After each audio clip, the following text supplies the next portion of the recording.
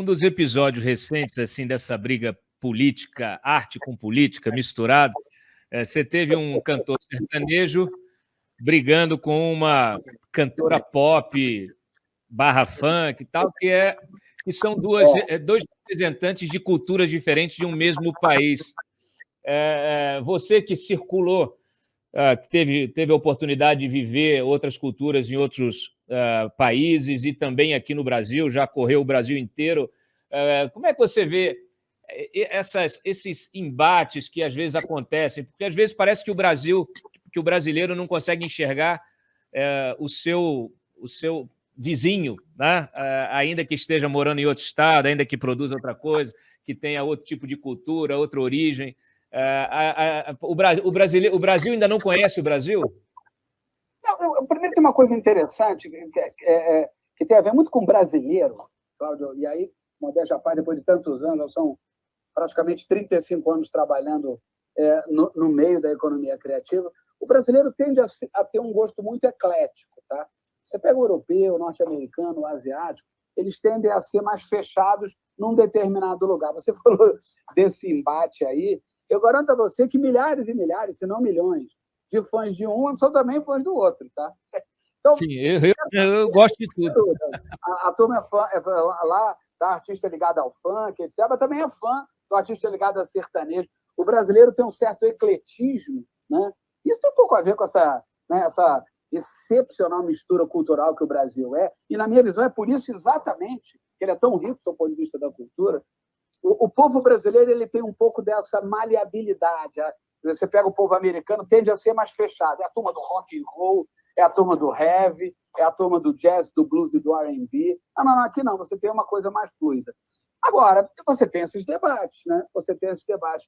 Mas o fã, ele tende a olhar, muitas vezes ele está ali nos dois barcos, ele gosta de um, gosta de outro, mas eu não vejo o fã mergulhando efetivamente nisso e tendo aí, né,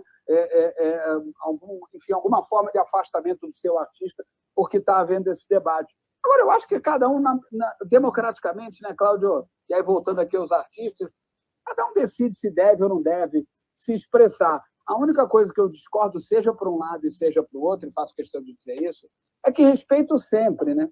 Discordar com elegância, né? Discordar com respeito, né? Porque também, quando você descamba para o desrespeito, e infelizmente alguns debates entre artistas descambaram para o desrespeito, em vez de você elevar o nível, você desce o elevador. E aí é ruim inclusive para a música, é ruim para a arte, é ruim para a cultura. Mas eu sou sempre a favor da democracia e do debate, isso sempre. Última perguntinha sobre essa relação cultura-Estado. Quando você vai produzir, eu queria mais um exemplo prático para o pessoal entender justamente como é que funciona. Quando você vai produzir um festival, quando você vai produzir um musical, aonde que pega? Aonde que você precisa falar com a Secretaria de Cultura, ou trazer, ou buscar incentivo? Em que momento você... Onde está a burocracia aí? Em que momento a arte precisa da burocracia? Está sem áudio. Por exemplo, a minha casa de shows em São Paulo, Blue Note, esse clube que eu trouxe em Nova York,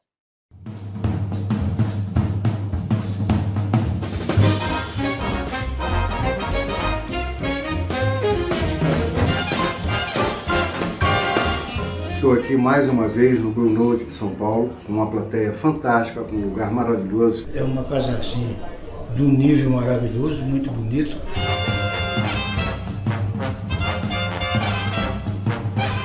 É um presente para a cidade, um presente para o público, um presente para os músicos da cidade. E acho um acerto redondo assim a realização de uma casa desse porte num lugar muito nobre de São Paulo. Essencialmente não trabalha com nada ligado a incentivo. Então, simplesmente não há esse contato com o poder público. Já teatro tem um contato importante, aí sim com o poder público. Mas antes até de eu mergulhar nisso, para te responder de uma maneira bem clara, a primeira coisa em qualquer campo da arte é você definir qual é o produto artístico que você deseja botar de pé, que você deseja construir, literalmente, no amplo sentido dessa palavra. E isso tem que ser pensado à luz do mercado, à luz de eventuais oportunidades, com alguma referência que você tem para entender se esse produto artístico, seja um novo artista que você vai lançar, seja um festival de música, seja um espetáculo musical. Então, primeiro entender o ambiente onde você está e de que maneira um produto artístico vai ser pensado. Bom, pensado esse produto artístico, em determinados setores, você tem a possibilidade de buscar incentivos. Em outros, não. Eu vou agora falar dos setores, vou me até aqui ao teatro, tá, Cláudio? Para ficar bem claro para todo mundo aqui no CD Talks entender. Legal, então a gente definiu que, por exemplo, vai fazer samba. O que foi isso? O primeiro samba no Brasil foi editado em 1916. Em 2015, nós da Aventura, a gente decidiu, junto com um patrocinador que foi o Bradesco, né, porque em 2016 haveriam as Olimpíadas, a gente decidiu celebrar os 100 anos de samba. Olha que interessante. Então, 1916, pelo telefone, 2016, 100 anos. Legal. Vamos celebrar o samba. Maravilha, muito bem. Bom, a partir daí a gente desenhou o espetáculo, que no final foi protagonizado por Diogo Nogueira. Infelizmente, Cláudio, o teatro no Brasil, ele não se sustenta sem patrocínio. É diferente da Broadway, né? Por que ele não se sustenta sem patrocínio? Primeiro, você tem uma dificuldade econômica do país, de uma maneira geral, e depois você tem um fenômeno. Eu não vou aqui fazer juízo de valor, nem dizer que eu sou contra nem a favor, mas há o fenômeno da meia entrada, né? Você tem o fenômeno da meia entrada, e que muita gente se utiliza da meia entrada. A verdade é essa, né? Muito bem. Então, não há como você botar de pé uma produção num teatro e viver da bilheteria, por um problema econômico que o país, infelizmente, vive, e porque você tem a meia entrada. Em média, Cláudio, 60% a 70% dos tickets vendidos são meia entrada, tá? Você tem, inclusive, indústria de meia entrada, você tem problemas aí. Bom, vida que segue. Vamos lá. Então, é preciso que você tenha investimentos e ter patrocinadores. Aí, nesse caso de Sambrá, a gente estrutura o projeto e, nesse caso, fomos ao Ministério da Cultura e apresentamos, olha, é um espetáculo. Teatro, vai valorizar o samba, ele vai trazer a história do samba lá de 1916 até 2016. Ok, aí o Ministério da Cultura, à época, porque isso foi em 2015, dá o ok e te autoriza, dentro de um critério muito bem feito, aí eu estou falando aqui de Lei Rouanet, a captar um determinado volume de dinheiro. É importante mencionar, muita gente faz confusão e acha que quem põe o valor da Lei Rouanet nos projetos de arte e cultura, nesse caso aqui eu estou falando de teatro, é o governo. Não, o governo não bota R$1. O que acontece? Aí você fica apto a captar. Aí você vai para a iniciativa privada apresentar aquele projeto dizendo que ele tem incentivo fiscal e que, portanto, a empresa, se, ao invés de pagar um determinado valor de imposto, aportar no espetáculo, ela não deixa de gastar o mesmo dinheiro, mas, em vez de ir para imposto, vai para um espetáculo. Então, funciona tão simples quanto isso.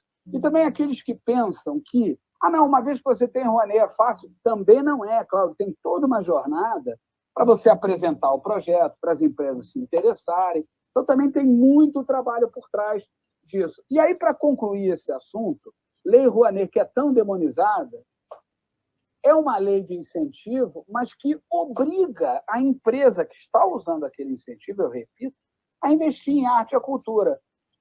Linha branca tem incentivo de IPI. O que acontece? Eles deixam de pagar imposto ou pagam menos imposto, concorda? Uhum. Para onde é que vai esse dinheiro? Para o cofre das empresas, não é destinado para nada. Carro, muitas vezes, tem incentivo. Para onde é que vai o dinheiro que a empresa deixa de pagar em imposto? Para o cofre da empresa, não vai para lugar nenhum. A Lei Rouanet, além do que, obriga, a empresa gasta o mesmo dinheiro. Só que, em vez de mandar para o governo, manda para alguém que está produzindo arte e cultura, Cláudio.